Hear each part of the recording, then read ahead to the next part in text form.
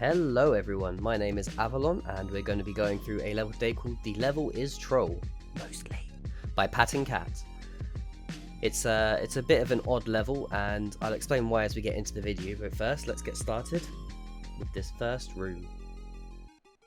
So you're presented with an interesting setup, with tracks leading to this question mark block and then into a pit. So if you hit the question mark block, you're treated to a Goomba making his way down into that spiky pit. And up here, you find yourself a mushroom. Now you might think, oh no, I've got myself stuck with nowhere to die at this point, but luckily, if you stand where this other track is demonstrating, you can fall back down through the platform. My only issue is where this block is, if you hit it by accident, there is now no way to get back through this, and it seems a little bit unfair on the player. I will be talking more about that as we go through, but now if we move on, it's just a jump to this Goomba, hit a couple of these, and then release a bomb.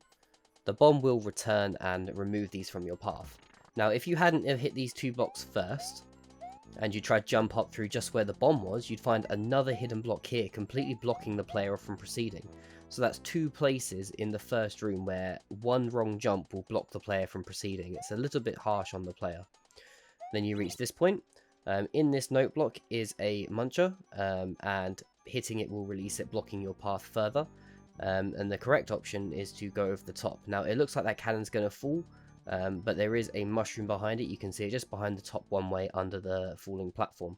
So if you make your way to the top of the falling platform, you can avoid hitting this note block with the muncher in it, and then proceed onwards to where you will see another Goomba chilling out in the bottom of a spike pit, which you can jump down and back up into. You can reclaim your mushroom, but there are invisible blocks, one of which has a boo or fireball in, and you will not be able to continue with your mushroom. Now, making your way up here, this part of the level is actually broken. I've spoken to the level creator, and previously there was a thwomp up here that would trigger changing the room's on-off state to on, which is the state that you want it to be on. So that you stand up here, which will then reveal more of the level.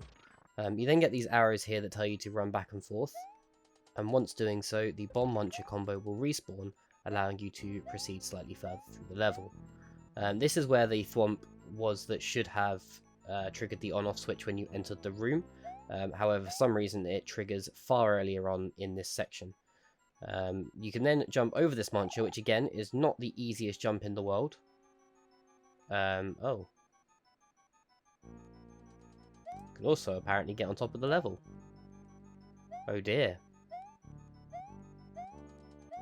Assuming you don't get stuck on the top of the level, you can drop down this side hole here, where you will then see this hint below, telling you that there was a pipe hidden all along. And that's where this level starts to really become very harsh on the player. Not only is this first section quite challenging in a skill sense of the word, but then to find out that all of the effort you've just put in meant absolutely nothing and you actually just needed to go through the beginning. It can be quite upsetting for a player to find that much effort has gone in to get nothing in return. This section has a nice timer here that ensures you get yourself through this gap before this cannon comes through. And then there's a power block up there that, standing on this blue snake block, will cause it to walk towards and then eventually crush you or the power block, or both, whichever it gets to first.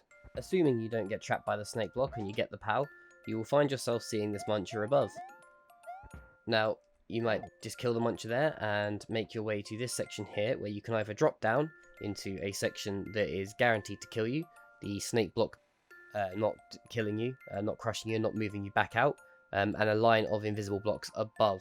Now, some of them, or three of them, have fireballs in them, and the lava bubbles are interesting, but they do cause problems, and they make this section really challenging to die in. So for an anti-soft lock, A, so early in the level, and B, to be so difficult to do, whilst cannons and red pipes are shooting mushrooms at you, is a bit insane, especially when start over is right there. It's not the best setup I've seen. Once you move on, however, you can come up to this point here with a red pipe that you can't go through, unfortunately. But you can pick up a P-switch, which will cause a bomb muncher combo to explode, allowing you to drop down here.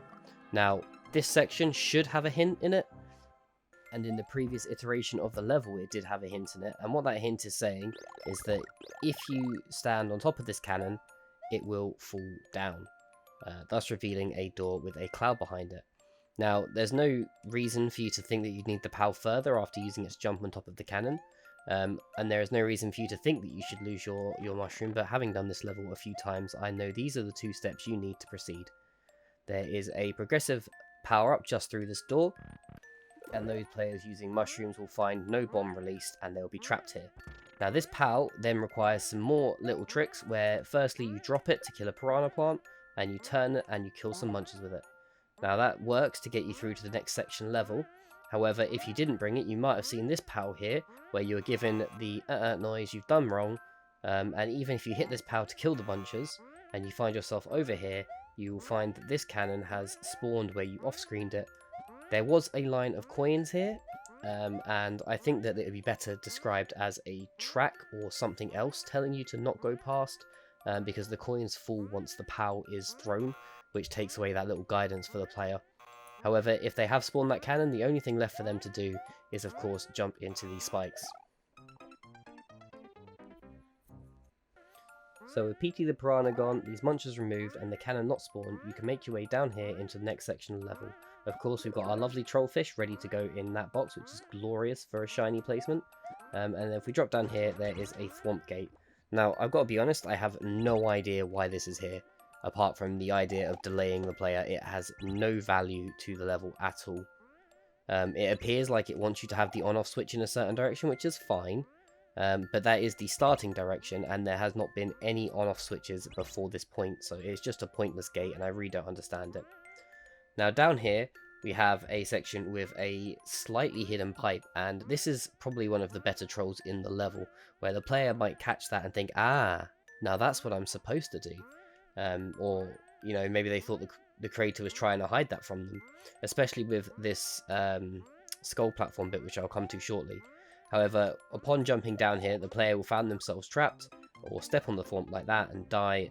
There is also a box with a lava bubble waiting to kill the player there too. By going against the thwomp and down into this foot, you find yourself on a skull coaster with the thwomp coming under the lava that bounces up at the end, which is a very clever little way to kill a player. And then you reach this point. Now, at this point, I actually had to contact the creator because the solution is very unclear. Essentially, there is a off-screen section that sets up this seesaw, and if you jump above the line marked by tracks, the seesaw will no longer depress. And with the seesaw fully extended, you cannot go through this pipe. It must depress for you to go through this pipe. That setup in itself is insane. That is a really, really tough little setup there. But then we move on to this section, and there is, of course, a bomb up here, and hitting it in the wrong place will cause it to explode on this mushroom. I'll explain more about that shortly. The next thing for players to do is pick up this POW and think, oh, there's a gap behind that thwomp. So I will throw the POW, killing the thwomp, which also releases this muncher from a note block behind that store, thus blocking off the player if they've chosen to go that way. And this hasn't worked. I'm not sure what's going on here. In a previous iteration of this level, the setup here was used in a way to get a hint to the player as to what they should do. And what they should do is release the bomb from the other angle, and then it will blow up some blocks, which will then allow the player to proceed in a little bit. So the correct order to do things is actually to climb over the top of the donuts, which may be confusing for the player given that they all have the don't do this noise, which is both above and below for some reason. I'm not entirely sure why, but if you hit the bomb, it is released in a different direction this time, and it falls into this little cradle, blowing up this and allowing you to go back through the pipe you came through. This activates the P switch, which allows you to then progress through the level. Now, I think this P block here is too well hidden, and the player could miss it, which is unfair, but equally they can go and reactivate that P switch as many times as they wish because it's through another pipe and will respawn. This section here is a bit confusing, and the snake block itself is very good. There's a track that looks like it's going to go one way, and it doesn't. It goes through the saw, which is fantastic. And then this bit at the end, it comes back and crushes the player or pushes them back onto the springs. Now that is a good troll, because it assumes the player is going to trust the snake block, which the player shouldn't be doing anyway, and then punishes them if they don't move off it fast enough. It's a good little idea. In this is a star, which will kill this thwomp. Now, I believe that's with the intention that you will fall into the gap, but it will give you the idea that this pipe is genuine. However, this pipe is not genuine, it goes to nowhere, and there are 2 invisible blocks that will kill the player should they choose to jump down.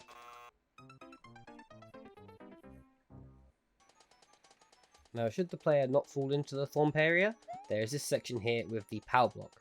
Now, I'm not certain of the current setup down here, but to me it looks like the line is indicating invisible blocks, so I dropped the POW down to make a bridge. Now what's actually happening down there, if you throw the POW and clear the munchers, there is a hidden block down there, but more importantly there is a red pipe with a thwomp guarding it, filled with squid, that upon using a POW will flood the room with squid. Once you finish with your calamari, you can move on to the next section of the level, which comes down to here, and there is allegedly a hint. I'm not sure it's a very good hint, and to me it doesn't communicate very clearly, but what it's saying is there is a mushroom behind the snake block above this line. Now, those who were more observant would have seen that there was a snake block above this line, and it will give you a mushroom. And what you can do with that is you can come over to the munchers that were in the level earlier, and then proceed, assuming you've seen them. And to show you that, over here there is an arrow with some munchers. So what you should do is you should release this snake block and then see this track here, and release the mushroom from it.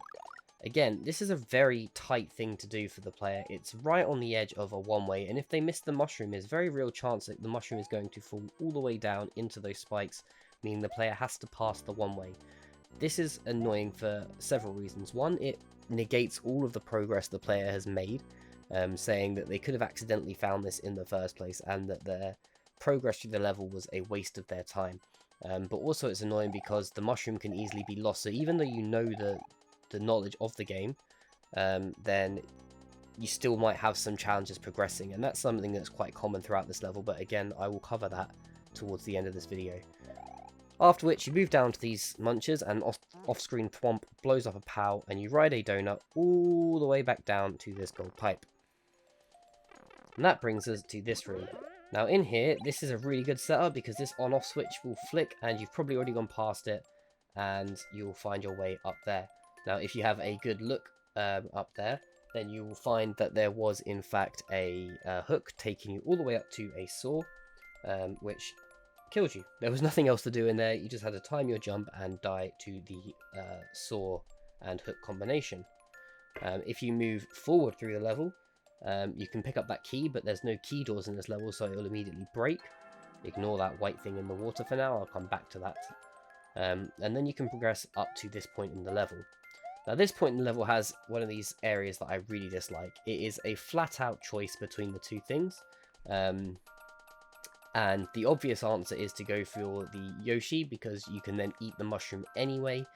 However, if you did choose the mushroom for whatever reason, you would find yourself soft locked in there with a boo. So you jump the Yoshi, you take your mushroom, and you make your way to the top. There's some spikes here for some reason. I don't know why. I don't know what they were trying to tell you. Here, you want the mushroom activated for Mario, and then you want to make this setup work for you. So you'll notice that this pink donut is quite a common thing for Yoshis, and you can just see below it there is a different type of ground underneath it. So if you drop your Yoshi on there, it will do something later in the level. There we go. Now this is where some cheese potential comes in, because you can actually retrieve this Yoshi. Where that's a note block and there's no depth to it, you can get your Yoshi back and make your way back up. Additionally, because this is the game mode this is, you can actually get yourself another mushroom, and, if you play it right, a second Yoshi. Now this matters a lot going through the level. because having 2 Yoshis in this section of level is not intended. You can definitely cheese your way through with 1 Yoshi anyway, but if you wanted the second one, it is possible to get it through. And then that continues to be cheesable here, where you are supposed to use your mushroom to get through this saw. However, if you drop your Yoshi and get through the mushroom, you can actually regain your Yoshi and carry on without him. If you're fast enough to not get hit by a hammer bro, once you've brought your Yoshi through to this section, you can take your revenge on the hammer bro, and then you can also actually pick up this cape, which means you can actually progress onto this next part of level with both a Yoshi and a cape, which is definitely against your intentions. This seesaw here is what you need to drop the Yoshi on up above earlier. Normally in the donut to the bottom right of the screen there would be a Yoshi there, but because I have spawned 2 onto this map, there is not able to be a third. But without the Yoshi being in that donut up there, this seesaw would remain balanced and you wouldn't be able to drop down into this section here. This section here leads to a pipe hidden behind a falling platform, and I do not understand why you've hidden it at all. It doesn't make sense. Next you come to this section here, and with another platform you find yourself with a thwomp looking angrily at you, and a downward section there that will allow me to proceed in level, which it says wrong, telling me that I have made a mistake. It tells me the correct thing to do is to collect the key that we saw earlier and wait 20 seconds. That's a lot of waiting, but 20 seconds is what we'll wait, and then it gives you this little hint over here as well as to what to do after that. With this boo above here coming to kill you, or you and your friend can take a nice little trip to nowhere.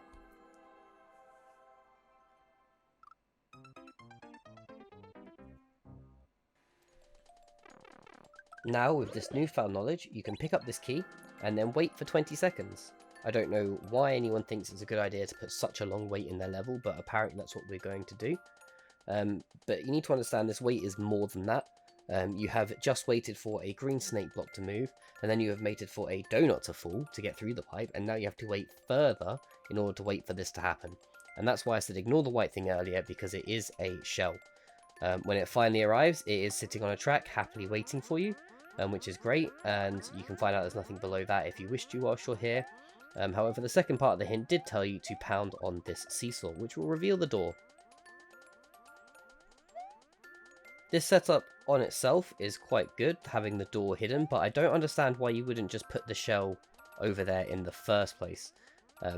Chances are a player's not going to see it. I would be honest, I did see the track the first time I played. I could tell there was something under the purple lava, but I couldn't quite work out what it was.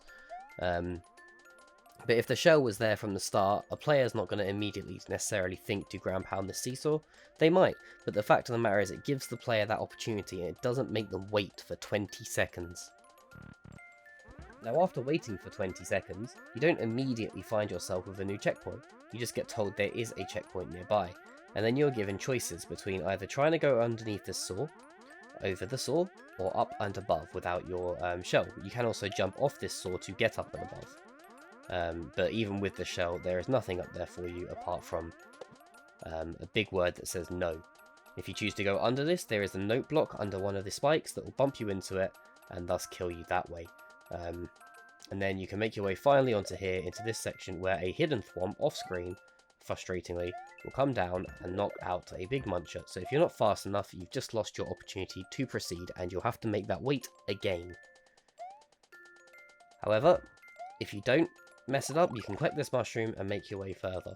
Now, this next section is kind of clever but also not clever, so you need to use the mushroom to get through here. You can't use the shell, because obviously the shell will bounce you off it. So using the mushroom to damage boost through, you can then get yourself back in your shell and reveal a mushroom here. Now, I personally think that in that box should have been a shell to tell you the correct way to proceed is a shell, because having that mushroom there makes you start to think, what on earth?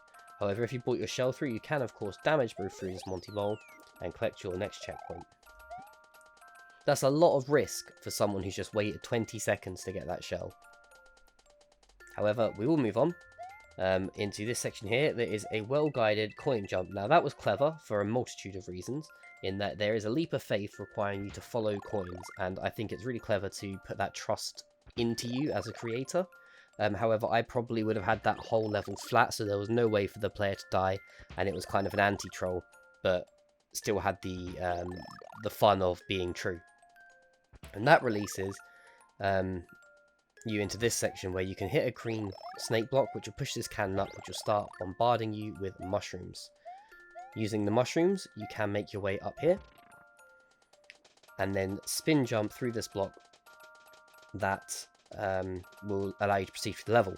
Now, if you chose to come up here without the mushroom, you'll notice a problem in that there is nowhere you can actually kill yourself. This is a full soft lock. Even with the mushroom, I can't touch my head on this note block. Even if I break this block, I can't touch my head on this spike. It's just too high and I cannot get there. And that's a real shame to have a soft lock this late on in the level. This could be really easily avoided by putting a spike here on this little ledge, or even up here so that there's somewhere you can jump up to and hit your head on it. However, you can then jump down. Now, assuming you spin jump that block and then fall all the way down, you'll also spin jump this block below you and fall into the purple lava, which will pull you back to the checkpoint, which is a really nice touch that I want to talk about briefly.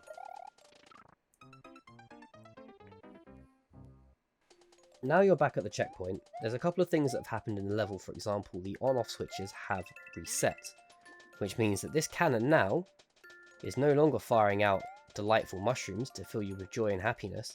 No, it is in fact firing out Monty Moles. And it's just a really clever little troll, because you've just collected a mushroom from the cannon, you'll be a little bit confused, and suddenly there's Monty Moles coming out at you. And I think this is a really, really well done little reset point. Once you make your way back up here and you release this again, you will find this time a mushroom is given to you, which is fantastic news.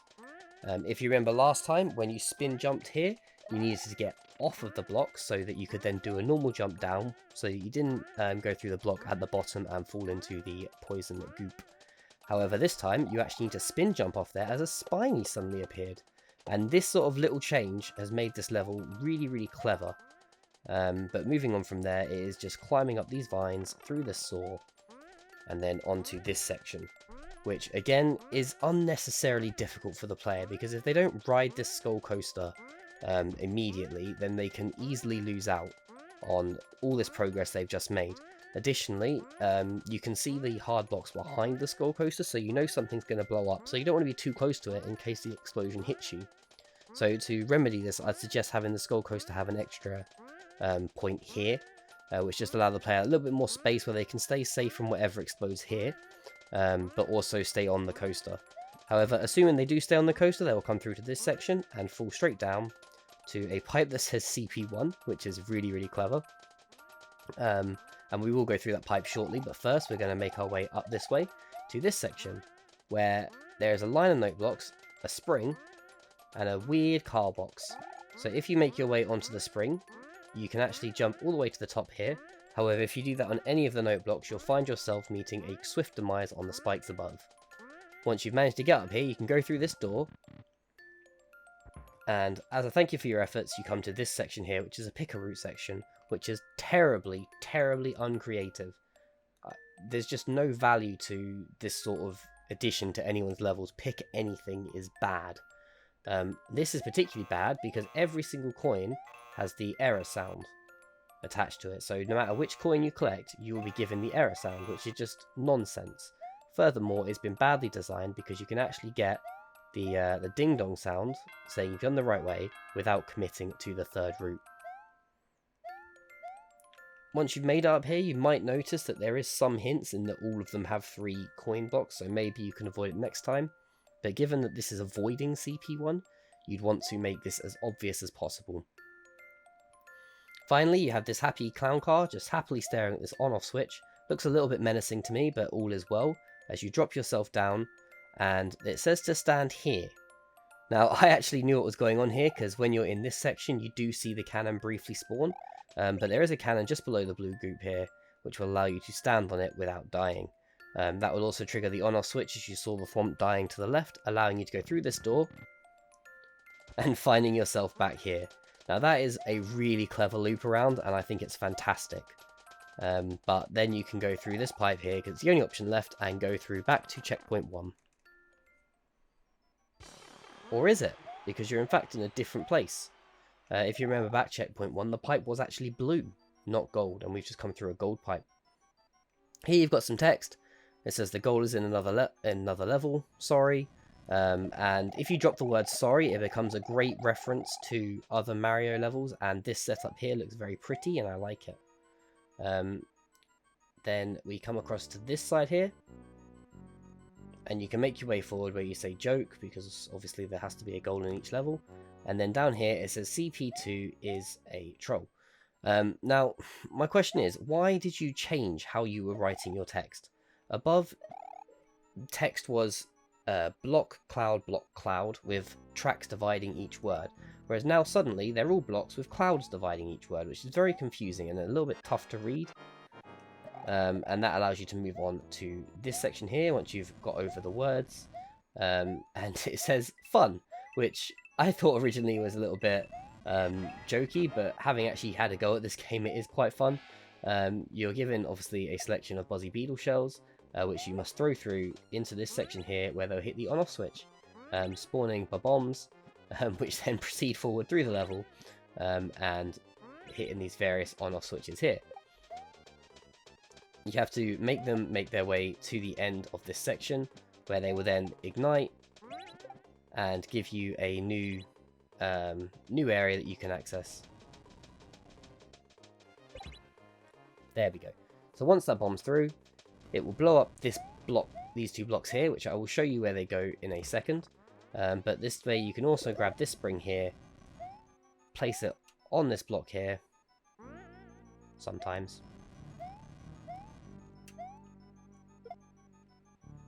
And then use that to jump up to here. This is where that block set came from, with the fire bar there. And if you weren't trash and walked into a fire bar, you can actually take the fire bar through this pipe, which says hint. And what it does is it takes you into a new section, which tells you CP, and then it highlights a block. It then says to destroy the block by using the shell, and then there's a spring in the block. After which you can jump from CP up to a vine. Now, this is a really bad way to describe your level. The communication is not clear at all. There's no clear way of seeing where this CP links to in the level, outside of the fact that we're in the same subworld as when that CP part comes up. And it's quite complicated to explain that you need to remove a block before you can actually reveal the spring, otherwise the spring will be destroyed. However, we can then go through this blue pipe and we will actually find ourselves at checkpoint 1. You can actually cheese that, as I said, and bring the Buzzy Beetle helmet through with you. However, once you have got back here, you just need to jump over a few little bits and bobs, make your way back into this section. Now, once you've fallen down here again and gone through here, you then have to wait another 20 seconds for this to come back. And I just don't understand the logic of making a player wait 20 seconds once in your level, then twice in your level because they have to go back and do it again, especially when the communication was so unclear. So when this shell eventually arrives,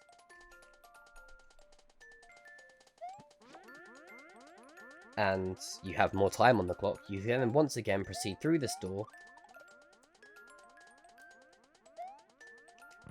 and find yourself back at the CP detailed before. Now, this goes back to that communication piece I was talking about earlier, but suddenly there's an arrow here, and in your hint there was no arrow, which is a problem in itself. However, if you make your way up, you can, as per the hint, ground pound this block to make it spin, hit this block to reveal the spring, and when that block stops springing, it will push it up. You can then use that to jump off there, jump to the top, and reach the vines that were mentioned in that hint.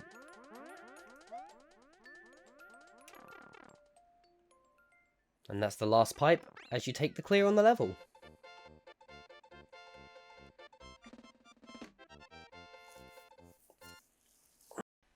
Now, this level is definitely a mixed bag, and it's a shame that some of the negatives exist because the positives are really, really strong. You've got some really good setups and some really good and frankly quite original trolls in the level.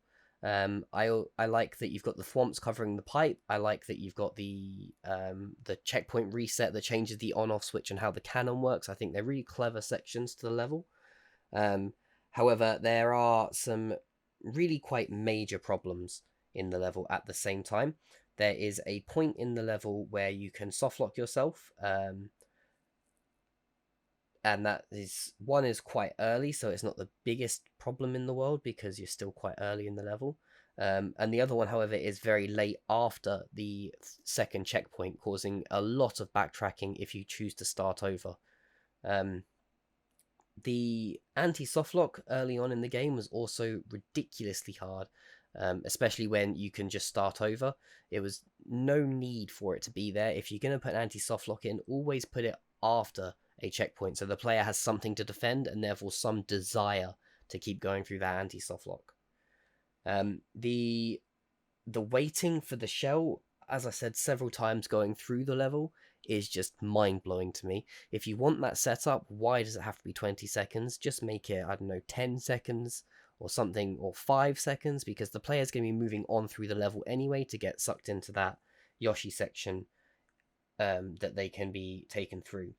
Now, that is another issue that really stands strong with this level, in that there are so many sections that you complete that are actually not needed, and that sense of progression that the player gets for getting through a level and overcoming a hard challenge is actually wasted on the basis that all they had to do was stand still somewhere or walk through a hidden pipe or wait for 20 seconds.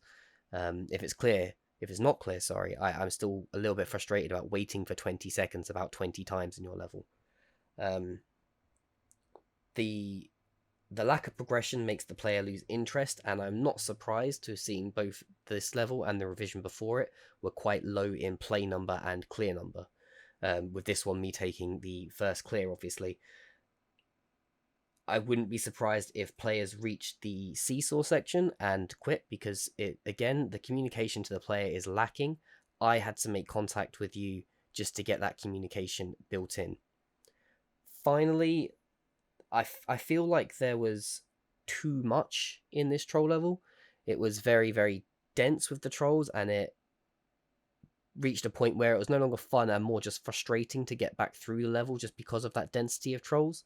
On top of that, it was quite difficult to get through that density of trolls. There was some challenging jumps and some challenging sections, and also some quite unfair sections. So the unfair sections would be those hidden blocks that I spoke about when going through the first room, where a misjump or a miscalculation would hit an invisible block and then completely block the player's progress almost immediately, in a way that isn't actually the player's fault. And what makes a great troll is when the player actively does something to create themselves a situation where they can't proceed, and then just choosing to jump on the wrong block out of 4 possible blocks is not a fair way for them to have that hinted to them, especially when it looks like that track is saying this is how you drop back down, not saying there's a hidden block here. And then with the bomb section, although it would be challenging to do so, you can make it underneath that bomb without hitting either of the invisible blocks and then completely block yourself in, which just seems unfair to the player. So to remedy those, I would suggest getting rid of the invisible block in that first section, but also the invisible block above the bomb block, just so that the player doesn't find themselves soft-locked in those sections. I spoke briefly about the areas that weren't working. However, I have seen in previous revisions that they do work. They are both hint areas, and again, it goes back to my point about saying with player progression, and you need to make sure that the player is feeling rewarded for their progression. And I personally don't feel rewarded for saying, oh, you missed something very convoluted, and that's why you haven't proceeded through the level. A more interesting way to do things would be to take the first room, for example, and take away the hidden pipe, put a one-way behind those saws, so if someone does try to go through them, they get stuck and killed, but they can then go through the Goomba section with the spikes, take the mushroom up to the top, fix that on-off section with the thwomp, and then they can make their way through that and proceed through the level. And then that's quite a satisfying, I've done this hard bit and I then get a checkpoint. That's the sort of balance you want to be looking for. The technical difficulty for the player in this level is very high, and in a level where it's designed to kill you and reset your progress regularly, that is a problem. So if you go back to Defender's Troll Manual on how to build a good troll level, it clearly states that you want it that once the player knows what the troll is, that they know how to easily avoid it in the future. And that just isn't the case in your level. Because, for example, taking the spiked Goomba section, if I jump on it and it flips and I don't get the height required to get on top of the spikes, I'm then stuck in a pit with an upside down Goomba and spikes waiting to kill me as soon as my iframes wear out. That isn't an easy jump to make, especially for less experienced players, and that stands true throughout your whole level with the POW slide, the spawn mechanics on the cannon, then the seesaw knowledge that you'd need to have, the direction you have to hit a note block, and all of those other little bits that are a little bit more technically challenging, which is fine in a normal level, but in a level that is not only technical challenge but also designed to be killing you, they can get a bit frustrating to replay. So overall, I think it was a really strong set of trolls in a not great level. The actual trolling itself was very strong when it existed, and the technicality in a technical level would have been really good for that. However, the combination of the two has provided a level that is slightly too challenging for a level designed to kill you, along with the fact it's a little bit too troll dense. I would suggest that you split it into 2 troll levels, and then consider that 3/4 done for each of those troll levels, and then just add a few little bits in to tie it all together or make a new theme. But that would be my own suggestion. The last thing I want to say before I go into setting a decent world record for the level is that when setting the world record, you have to die. That is odd, and I don't know what the setup looks like that causes it, but basically, if you come through that first point where you get to the first checkpoint too quickly, the POW block won't spawn with the thwomp on the donut ride, and you will just die on top of those munchers. So for some reason, you have to hit the first checkpoint, die, and then go down them. I'm not sure what causes it. I'm not sure whether it's a P-switch weird oddity because I'm coming through too fast there, or whether it's to do with something else or the up-down nature of the level. I'm not sure, but it doesn't spawn that POW block, and I'm not sure how you one-shotted the level because of that, unless it is the P-switch thing and you just waited outside the door for the P-switch to time out. Things like that are a problem, although a minor one in a level that's going to be killing you a lot, but they do cause issues to that sort of flow of play if someone comes back to play your level or they accidentally hit start over or something like that.